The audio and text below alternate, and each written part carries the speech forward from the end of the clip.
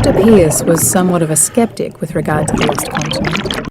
He'd seen the rocky chasms and miles of vast white sand on the seabed of the Atlantic, but no traces anywhere of a superior culture that might once have existed.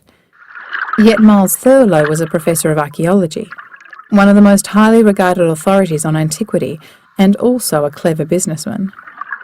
John knew that Miles would never consider going into such a project that had now been dubbed the Plato Project, if he wasn't at least 90% certain it was a winner. John Pierce and his family were intrigued by the project and were easily persuaded to join the team in the search for the lost continent. After running the Goddess and her mini-subs through their paces in the shallow waters around the Azores in the first months of 2017, the hush-hush search for the lost city began on the 30th of June. That day, the weather in the North Atlantic was glorious. The sun was shining and the conditions were calm. There seemed no reason not to take advantage of it.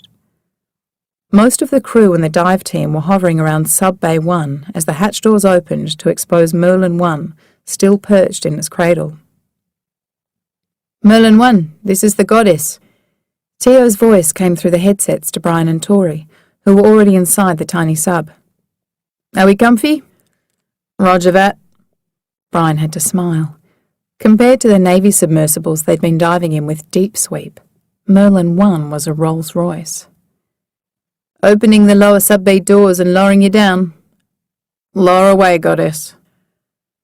Divers followed the sub into the water, checking the vessel's descent weights before it could begin its fall into the deepest depths of the northeastern Atlantic basin.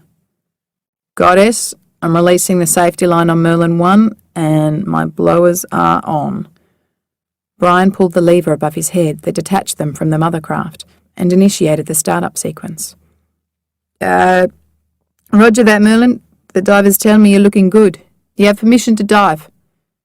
"Yeah." Brian had been thinking that this day would never come.